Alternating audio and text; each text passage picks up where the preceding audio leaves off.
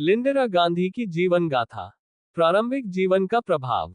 इंदिरा गांधी का बचपन एक राजनीतिक और राष्ट्रीय संघर्ष के माहौल में बीता। उनके पिता जवाहरलाल नेहरू भारतीय स्वतंत्रता संग्राम के प्रमुख नेता थे और उनकी मां कमला नेहरू भी स्वतंत्रता संग्राम में सक्रिय थी। यह माहौल इंदिरा के विचारों और उनके राजनीतिक जीवन की दिशा को गहराई से प्रभावित करता है।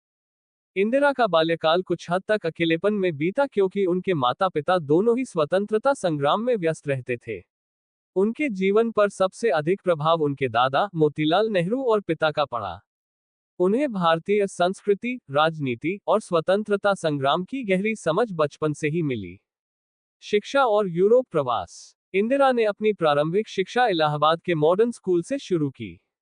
इसके बाद उन्होंने शांतिनिकेतन में पढ़ाई की, जहां उनकी मुलाकात रविंद्रनाथ टैगोर से हुई।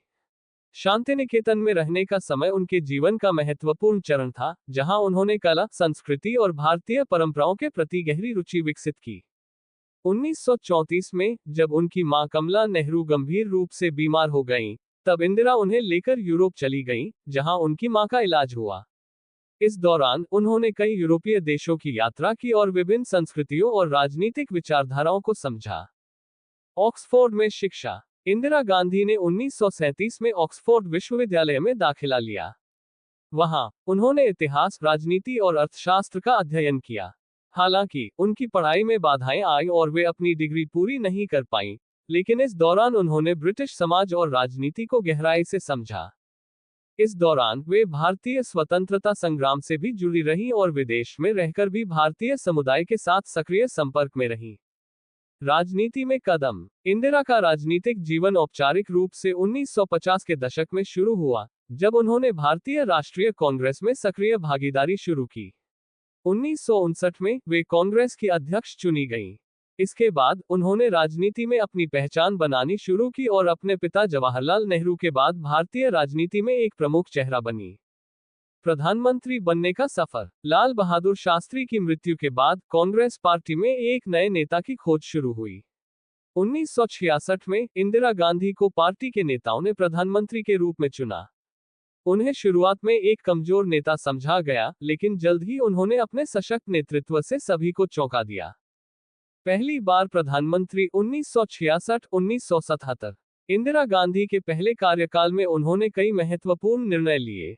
उनके समय में भारत ने कई चुनौतियों का सामना किया, जिसमें हरित क्रांति और बैंकों का राष्ट्रीयकरण प्रमुख थे। हरित क्रांति। 1960 के दशक में भारत गंभीर खाद्य संकट का सामना कर रहा था। इंदिरा गांधी ने इसे एक बड़ी चुनौती के रूप में लिया और हरित क्रांति का आरंभ किया। इस अभियान के तहत उन्होंने कृषि में तकनीकी सुधार किए, उन्नत बीजों का इस्तेमाल बढ़ाया और सिंचाई के लिए नए साधनों का विकास किया।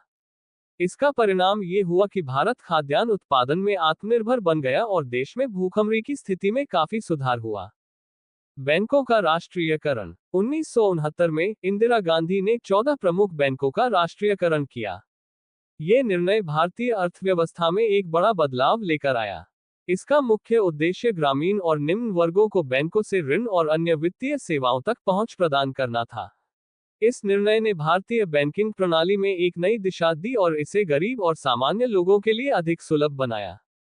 विदेश नीति। इंदिरा गांधी ने अपने पहले कार्यकाल में भारत की विदेश नीति को भी एक नया दृष्टिकोण दिया। उन्होंने गुटनिरपेक्ष आंदोलन में सक्रिय भूमिका निभाई और भारत को एक स्वतंत्र, निष्पक्ष और प्रभावशाली देश के रूप में स्थापित किया। उनकी विदेश नीति का मुख्य उद्देश्य भारत को वैश्विक मंच पर एक प्रमुख शक्ति के रूप में उभारना था। बांग्लादेश का निर्माण। 1971 में इंदिरा गांधी ने भारत-पाकिस्तान युद्ध के दौरान बांग्लादेश के स्वतंत्रता संग्राम का समर्थन किया। इस युद्ध के परिणामस्वरूप बांग्लादेश एक स्वतंत्र राष्ट्र बना। यह इंदिरा गांधी के नेतृत्व का एक महत्वपूर्ण उदाहरण था और इसे उनके सबसे बड़े राजनीतिक और सैन्य सफलताओं में से एक माना जाता है। आपातकाल 1975-1977। इंदिरा गांधी के राजनीतिक जीवन का सबसे विवादास्पद और महत्वपूर्ण दौर 1975 में आया, जब उन्होंने देश में आपातकाल की घोषणा की। ये निर्णय इलाहाबाद उच्च न्यायालय द्वारा उनके चुनाव को अवैध ठहराने के बाद लिया गया। आपातकाल के दौरान उन्होंने नागरिक स्वतंत्रताओं को निलंबित कर दिया, विपक्षी नेताओं को जेल में डाल दिया और प्रेस पर सेंसरशिप लगा दी। आपातकाल के दौरान इंदिरा गांधी ने देश में कई विवादास्पद नीतियां लागू की, जिनमें परिवार नियोजन अभियान और स्लम क्षेत्रों का सुधार शामिल था। ये निर्णय जनता के बीच व्यापक असंतोष का कारण बने और 1977 के चुनावों में उनकी हार का मुख्य कारण बने। 1977 का चुनाव और हार। आपातकाल की समाप्ति के बाद 1977 में हुए आम चुनावों में कांग्रेस पार्टी को भारी हार का सामना करना पड़ा। जनता पार्टी ने चुनाव जीता और मोरारजी देसाई प्रधानमंत्री बने। यह इंदिरा गांधी के राजनीतिक जीवन में एक महत्वपूर्ण झटका था, लेकिन वे जल्द ही राजनीति में फिर से सक्रिय हुई और अपने समर्थकों के बीच लोकप्रियता हासिल करने लगी। दूसरी बार प्रधानमंत्री 1980-1984। 1980 के चुनावों में इंदिरा गांधी और कांग्रेस पार्टी ने भारी बहुमत से जीत दर्ज की। वे फिर से प्रधानमंत्री बनी और अपने दूसरे कार्यकाल में कई महत्वपूर्ण निर्णय लिए।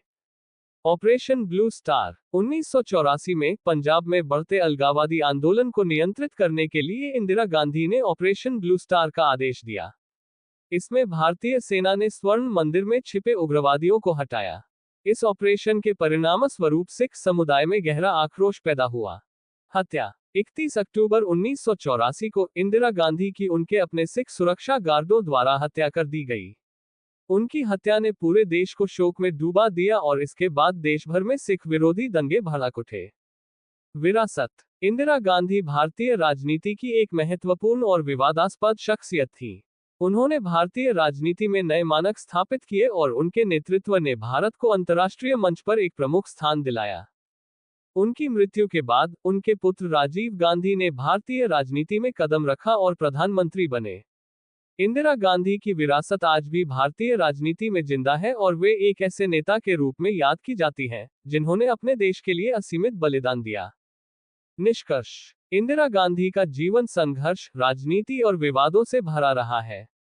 उन्होंने भारतीय राजनीति में महिलाओं की भूमिका को नए सिरे से परिभाषित किया और एक ऐसा उदाहरण प्रस्तुत किया, जिसे आने वाली पीढ़ियां सदैव याद रखेंगी। उनकी नेतृत्व क्षमता, साहस और राजनीतिक कुशलता ने उन्हें भारतीय इतिहास में एक अमिट स्थान दिलाया। उनका जीवन हमें ये सिखाता है कि दृढ़ता, साहस और नेतृत्व के साथ बड़ी से बड़ी चुनौतियों का सामना किया जा सकता है।